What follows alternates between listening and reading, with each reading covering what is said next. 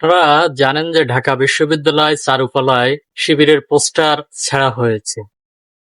এটাকে কেন্দ্র করে শিবিরের আরো 10 গুণ প্রচারণা বৃদ্ধি পেয়েছে।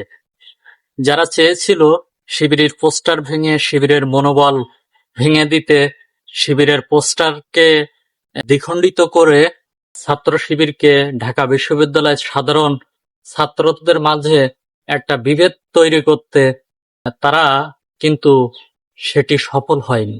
আরো শিবিরের যে 10 দিনের প্রচারণা আরো বৃদ্ধি পেয়েছে এই ঢাকা বিশ্ববিদ্যালয় চারুকলায় শিবিরের পোস্টারটি ছেঁড়ার মাধ্যমে। কিভাবে বৃদ্ধি পেয়েছে, কেন বৃদ্ধি পেয়েছে, কারা করেছে, এর বিস্তারিত আপনাদের পর্যায়ক্রমে জানাবো। সম্পূর্ণ ভিডিওটি দেখুন।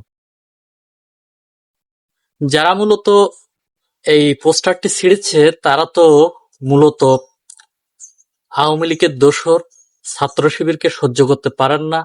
ইসলামী আন্দোলনকে তারা বাংলাদেশে প্রতিষ্ঠিত হোক সেগুলো তারা দেখতে চায় না।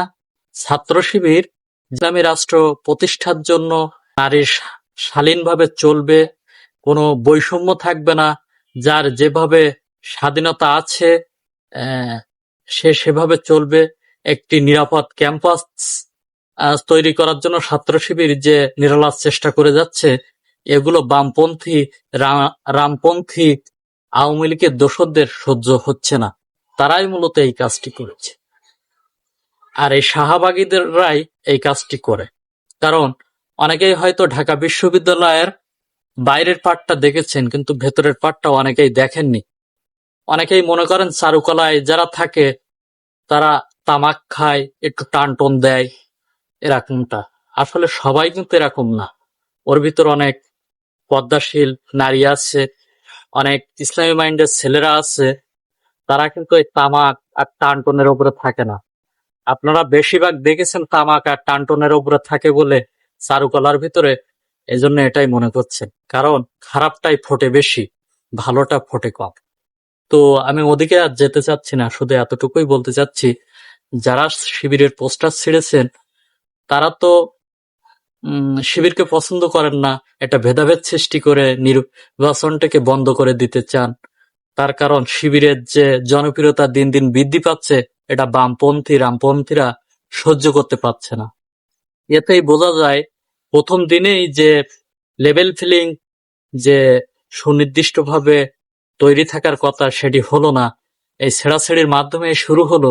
তো এতেই বোঝা যায় নির্বাচন বন্ধ করার একটা পায়তারা চলছে, বামপন্থী রামপন্থীরা এটা চাচ্ছে। কিন্তু এটি হবে না, হবে না, হবে না।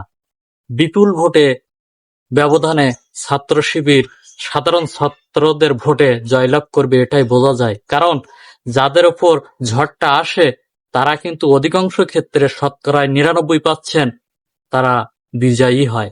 তাই এ থেকে স্পষ্ট বোঝা যায় ছাত্র শিবির বিজয়ের দ্বার প্রান্তে, শুধু নির্বাচনের বাকি আর ঘোষণা দিতে বাকি। তাই যারা এই কাজটি করেছেন তারা ছাত্র শিবিরের 10 গুণ প্রচারণা বৃদ্ধি করে দিয়েছে। ঢাকা বিশ্ববিদ্যালয় এখন ছাত্র শিবির ছাড়া অন্য কারোর প্রচারণা তেমন দেখা যায় না। কালকে পোস্টার ছেড়ার পরপরই এর থেকে বোঝা যায় যে ছাত্র শিবিরের 10 গুণ প্রচারণা বৃদ্ধি পেয়েছে। প্রত্যেকটা ক্যাম্পাসে ক্যাম্পাসে ছাত্র শিবিরের প্রচারণা, পোস্টার ছেড়ার গল্প, পোস্টার কেন ছেড়া হয়েছে, কি জন্য ছেড়া হয়েছে, এটা নিয়ে ছাত্রদের ভিতরে এখন কৌতূহল শুরু হয়েছে। এতে স্পষ্ট বোঝা যায় ছাত্র শিবিরের বিজয় কেউ ঠেকাতে পারবে না।